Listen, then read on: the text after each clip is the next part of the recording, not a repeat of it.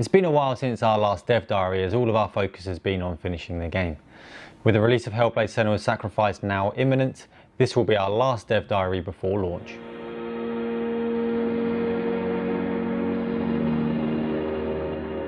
This is the first time that we're self-financing and self-publishing a major new game off our own backs, and our resources and budget was severely limited for Hellblade, but we didn't want anyone playing the game to feel like we've cut corners. And we knew it would be a fight to get this game done to the quality we wanted, but we didn't really quite anticipate just how hard it would be.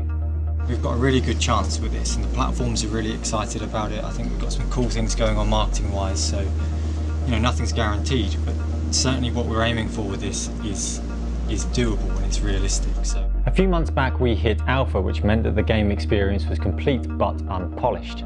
Some areas were strong while others were weak, and we knew that the last few months would be crucial as we shifted our focus from content creation to improving the player experience. But how can you make sure that the game is compelling and working as intended when you're so close to the project? A good rule of thumb is that you should never trust yourself. And so we invited people to the studio to play the game, people that we trust, who have a good eye for story, combat, gameplay and so forth.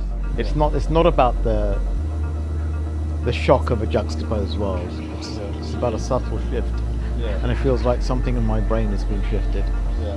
The team's sole focus is to address this feedback week on week until we get to the very last day of the project. This includes combat playtesting, where we test gameplay mechanics and difficulty with a mix of Ninja Theory staff from other projects, friends within the industry and expert players from the gaming community that we trust, people like Saw Dash. We took all of their feedback and added it to the mountain of things that we knew that we wanted to do to the game. So it's not about getting 100 people to play test a game and then gathering massive amounts of data and stuff like that. This is a game about the experience, so it's focusing on the quality of the experience. You do what it takes to make the game better, regardless of what your plan or schedule says, and it requires intense focus and concentration from every team member. Nothing is off the cards. If we need new attacks or enemy behaviors, we make them. If we need to reshoot scenes, we get the actors back in, get back on set and shoot them. Or if we need to completely redesign a section of the game that's not working, we dive in and we do just that. Fear and desperation can set in, but you have to keep reminding yourself that there's no point finishing a game unless it's the game you intended to make. At the same time, there's a massive optimization and debugging effort going on. Getting the game to run at a good frame rate, to fit in memory, and fixing bugs and crashes is an ongoing effort that takes the best part of a year, involving most of the same team members.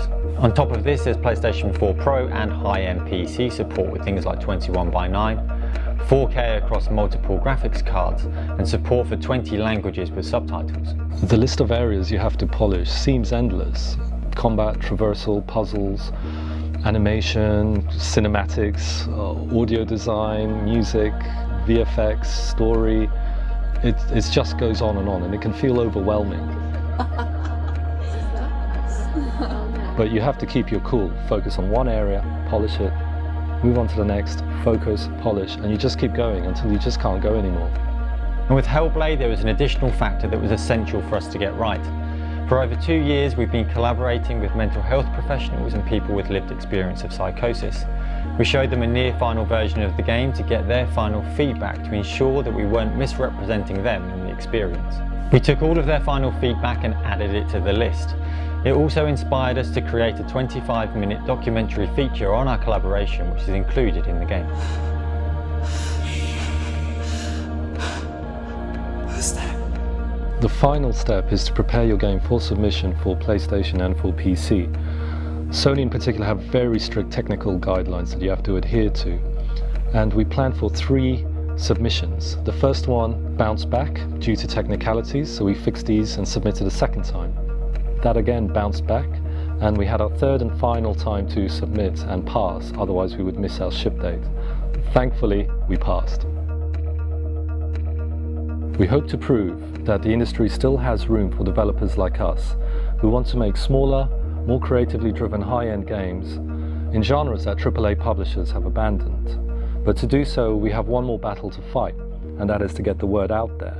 And so from here, we are counting on your support. Thank you.